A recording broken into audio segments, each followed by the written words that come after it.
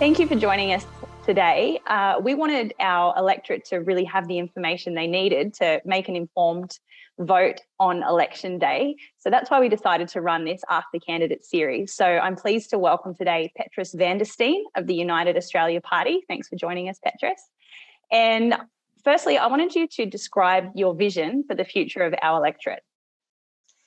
I can see parks become very prosperous if we pull out the right stops, take our industry off the leash and decentralize. I think parks got a lot of potential in all sorts of industry, manufacturing, farming, mining, and basically that will attract services back to the country, such as medical, service people like yourselves in real estate, because there will be new houses built by the builders that will see the area grow. Yeah. The thing that we need to do is take the bureaucracy off the case and basically let people run the show. I mean, what we see with our farmers, for example, like the whole water problem we had a couple of years back, it's purely because it's overregulated. And by the time they get somewhere in the bureaucracy, we're months or years later, and and then things have changed again. So we believe, for example, especially with the farming community, that the farmers know their land themselves better than anybody else. And if they need a dam, let them build a dam. Don't have to ask permission for it. Just do what you need to do to serve your business best. And also, there's a lot of railway lines that have been absolutely, basically stopped.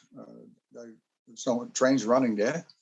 I think the need for a dire upgrade into a very much more modern system and open up these places again, because they were pretty much thriving when the rail was still going. Okay, great. Thank you. And what key housing issues does your policy specifically address? Well, we don't want the government in our bedroom like what Anthony Albanese tried to do with the 40%, which will, by the way, have a lot of unintended side effects that are not all that good. No, we want to basically use zonal tax to attract people into the country. Then we would like to put a cap of 3% max on home loans to stabilize our market.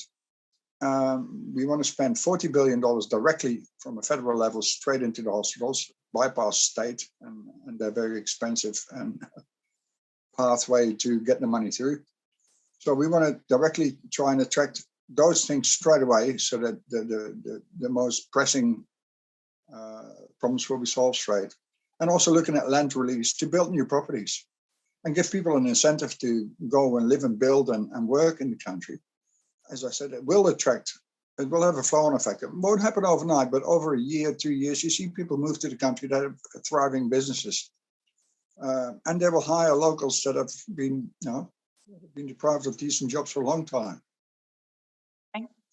All right. And what professional experience and history qualifies you to hold a paid position of national influence? Well, I'm a businessman. I've run a small business all my life. And small business is the same principles as big business. There's just a bit more zeros behind the dot. So it's... you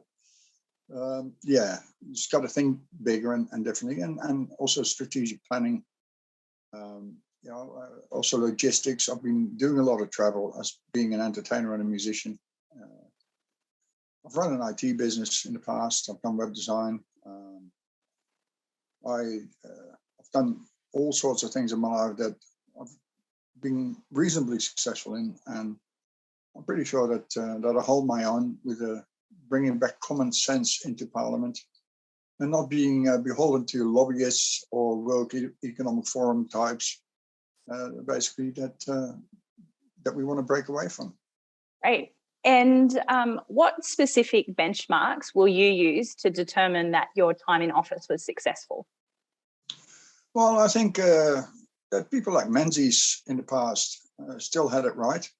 Unfortunately, after Gough Whitlam came in and bombarded us with the Lima Declaration, that's what got us into this mess in the first place. Because from the Lima Declaration, we were slowly but tiptoed into what we are now with the Green New Deal and zero carbon, and you will own nothing and you'll be happy.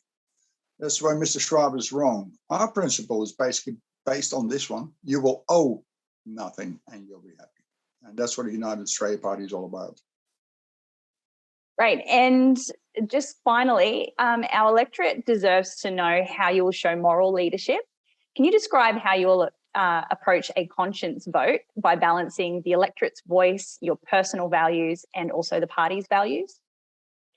I'll try and consult the big fellow upstairs first before I do anything that could muck around on my conscience.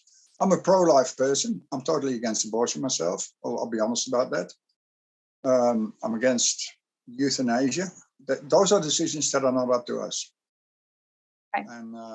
And I'll do everything to be passionate about showing the right moral fortitude to stand my ground.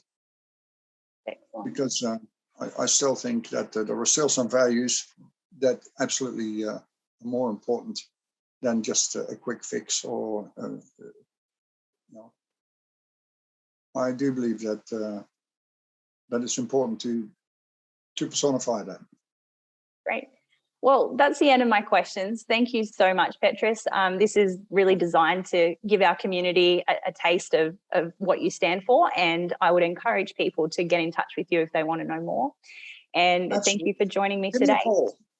Great. What's the best way to reach you? 0407 202 209. So give me a call. I'll answer the phone myself. And if I can't do it straight away, you'll hear back from me very quickly. Thank you so much.